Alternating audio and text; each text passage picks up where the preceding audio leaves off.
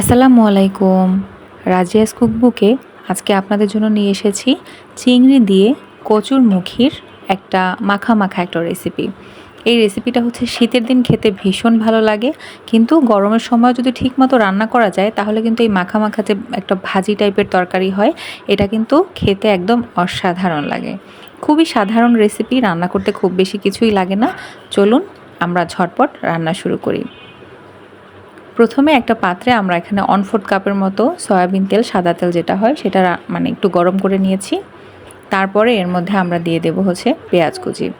এখানে আমি মিডিয়াম সাইজের 2টার থেকে একটু বেশি পেঁয়াজ নিয়েছি, মানে মিডিয়াম সাইজের 3টা পেঁয়াজ এখানে দিয়ে তার মধ্যে প্রায় 4-5টার মতো কাঁচামরিচ একটু ফালি করে দিয়ে দিয়েছি। এই রান্নায় কিন্তু কাঁচামরিচটাই মানে শুধু কাঁচামরিচ দিয়েও রান্না করা যায়।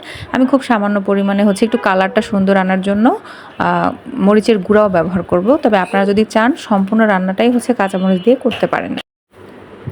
পেঁয়াজ কাঁচামরিচটা একটু ভাজা ভাজা হয়ে গেলে আমরা এটার মধ্যে অ্যাড করে দিলাম প্রায় 5টার মতো। এখানে আমি বাগদা চিংড়ি ব্যবহার করেছি। আপনারা চাইলে ছোট যে দেশি চিংড়িগুলো হয় বা গুঁড়া চিংড়ি যেটাকে আমরা বলি সেটা দিয়েও করতে পারেন, কোনো সমস্যা নেই। কিন্তু বাগদা চিংড়ি দিলে আমার মানে যে কোনো রান্নায় হচ্ছে বাগদা চিংড়ি ব্যবহার করলে আমার মনে হয় ফ্লেভারটা অনেক ভালো হয়। সেজন্য হচ্ছে আমি বাগদা চিংড়ি দিয়ে আজকে রান্নাটা করব। মাছগুলো আমি একটু আস্ত রেখেছি দেখার সৌন্দর্যের জন্য। আপনারা চাইলে কেটে ছোট ছোট করেও দিতে পারেন, তাতেও কিন্তু জিনিসটা খেতে অনেক মজা হয়। এই যে চিংড়ি মাছটাকেও হচ্ছে পেঁয়াজ কাঁচামরিচের মধ্যে আমরা একটু হালকা ভেজে নিলাম। কালারটা যখন একটু এরকম চিংড়ি মাছের লালচে হয়ে আসবে তার মধ্যে দিয়ে দিয়েছি আমরা এখানে আদা রসুন বাটা। মানে আদা বাটা খুবই সামান্য, রসুন বাটাই হচ্ছে বেশি। আপনারা চাইলে আদা বাটাটাও স্কিপও করতে পারেন, আর রসুন এখানে কুচিও ব্যবহার করতে পারেন, কোনো সমস্যা নেই। আমার কাছে বাটাটা অ্যাভেলেবেল ছিল তাই আমি বাটা ব্যবহার করেছি। এই যে পেঁয়াজের সাথে এখন এই যে বাটা মশলাটাও আর হচ্ছে চিংড়ি মাছটাও আমরা একটু হালকা ভেজে নেব। হালকা একটু ভেজে তার মধ্যে হচ্ছে আমরা অ্যাড করে দেব স্বাদ মতো লবণ। এখানে আমি 1 চা চামচের মতো ব্যবহার করেছি। আপনারা চাইলে কমিয়ে বাড়িয়ে ব্যবহার করতে পারবেন, কোনো সমস্যা নেই। 1/2 চা চামচের মতো এখানে অ্যাড করে দিলাম হচ্ছে লাল মরিচের গুঁড়া। 1/2 চা চামচ দিয়েছি হলুদ গুঁড়া। আর খুবই সামান্য পরিমাণ আমরা এখানে অ্যাড করব জিরা গুঁড়া। এটা দিলে আমার মনে হয় যে ফ্লেভারটা অনেক সুন্দর হয়। তো আপনারা সামান্য পরিমাণ হলেও জিরা গুঁড়াটা ব্যবহার করবেন। এই যে এখন গুঁড়ো মশলাটাকেও হচ্ছে আমরা এই যে বাটা মশলার সাথে একটু ভালো করে তেলের মধ্যে একটু সটে করে নিলাম, যেন মানে কাঁচা গন্ধটা চলে যায় সেজন্য। এখন অ্যাড করে দেব সামান্য একটু পানি। এই পানিটুকু হচ্ছে পুরো মশলাটা কষানোর জন্য আমরা ব্যবহার করব। এই যে চিংড়ি মাছ সহ পেঁয়াজ, তারপর কাঁচামরিচ সব কিছু দিয়ে ভালো করে আমরা একটু কষিয়ে নেব। এই যে কষাতে কষাতে দেখুন পানিটা কিন্তু একদম শুকিয়ে এসেছে।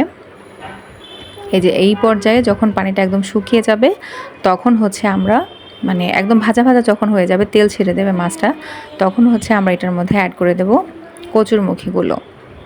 এই যে এখানে 1/2 কেজির মতো কচুরমুখী আছে, আমি কেটে ধুয়ে খুব ভালো করে পরিষ্কার করে নিয়েছি। এখানে একটা কথা আছে, এই কচুরমুখিটা যদি দেশি হয়, একদম আমাদের অরিজিনাল দেশীয় যে কচুরমুখিটা হয় সেটা হলে আপনারা একটু গরম পানিতে ভাপিয়ে নেবেন, তাহলে আর গলা চুলকানোর কোনো সমস্যা হবে না। আমি যেটা আজকে ব্যবহার করছি সেটা মানে কাটার সময় হাত চুলকায়নি। আর এটা হচ্ছে খুব সম্ভবত চাষের যে গুলো মানে হাইব্রিডের যেগুলো হয় সেগুলো, এটাতে কিন্তু এমনিতেও গলা চুলকায় না, তাই আমি ভাপিয়ে নিইনি। আর আপনারা দেশিটা হলে অবশ্যই ভাপিয়ে নেবেন, তাহলে আর গলা চুলকানোর কোনো মানে ভয় থাকবে না।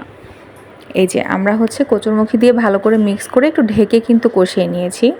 একটু ভালো করে মানে মশলার মধ্যে কচুরমুখিটাকে একটু কষিয়ে নিলে আমার মনে হয় যে এটা সিদ্ধটা ভালো হয়, আর হচ্ছে মশলাটাও হচ্ছে কচুরমুখির মধ্যে খুব ভালো করে ঢোকে। এই যে একটু নেড়ে চেড়ে নিচ্ছি, দেখুন একদম কিন্তু ভাজা ভাজা হয়ে গেছে।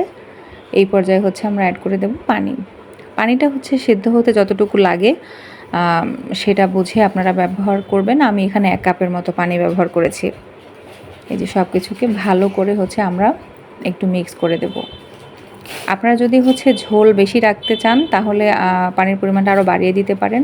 আর যদি একটু মাখা মাখা আমি যেরকম আজকে রেখেছি তাহলে 1 কাপই যথেষ্ট হবে কষানোর পরে। এই যখন একটু বুদবুদ উঠবে মানে একটু বলক আসার মতো হবে, তখন আমরা এটাকে ঢেকে প্রায় 10 মিনিটের মতো এটাকে রান্না করেছি। এই যে ঢাকনাটা তোলার পরে দেখুন কি অবস্থা। আমরা এখন একটু এটাকে নেড়ে চেড়ে দেব। আর এ পর্যায়ে হচ্ছে দেখেও নেব আমরা যেটা সেদ্ধ হয়েছে কি না। এই যে দেখুন একদম মানে মোমের মতো গলে যাচ্ছে, খুব ভালোভাবে সিদ্ধ হয়েছে কচুরমুখিটা। আর এটার মানে এই পর্যায়ে হচ্ছে আমরা অ্যাড করে দেব ধনিয়া পাতা কুচি। যেটা আপনারা হচ্ছে এই রান্নাটায় অবশ্যই ধনিয়া পাতা ব্যবহার করার চেষ্টা করবেন, তাহলে অসাধারণ একটা ঘ্রাণ আসে, যেটা খেতেও ভীষণ মজা হয়। আর এটার ঘ্রাণে হচ্ছে একদম পুরো রান্নাঘর মমা করে। তো ধনিয়া পাতাটা অবশ্যই আপনারা একটু ব্যবহার করার চেষ্টা করবেন।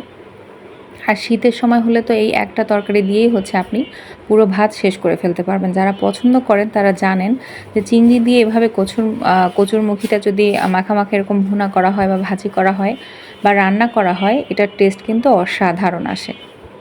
এই যে ধনিয়া পাতাটা দেওয়ার পরও আমরা একটু মিক্স করে দিয়ে এখন জাস্ট মিনিট খানেকের জন্য একটু ঢেকে রাখবো, যেন ধনিয়া পাতার ফ্লেভারটা হচ্ছে তরকারির সাথে অ্যাড হয়ে যায়। এই যে মিনিট খানেক পর এই হচ্ছে আমাদের তরকারির চেহারা। আমরা কিন্তু এটা মানে এখনই বন্ধ করে দেব, কারণ এটা হচ্ছে ঠান্ডা হওয়ার পরে যে এটা আরেকটু মাখা হয়ে যাবে, মানে গ্রেভিটা একটু মাখা হয়ে আসবে। আর আপনারা যদি একদম ভাজি খেতে চান, তাহলে এই পর্যায়ে ঢাকনাটা তুলে একটু ভালো করে ঝোলটা শুকিয়ে নেবেন, তাহলেই হচ্ছে একদম মাখা মানে একদম ভাজি হয়ে যাবে এটা। এই যে আমি পরিবেশন করে দিলাম, দেখুন নামানোর পরে কিন্তু এটা একদম মাখা গা মাখা একটা ভাজি হয়েছে। তো ওই পর্যায়েই হচ্ছে আপনারা এটাকে চুলা থেকে নামিয়ে ফেলবেন।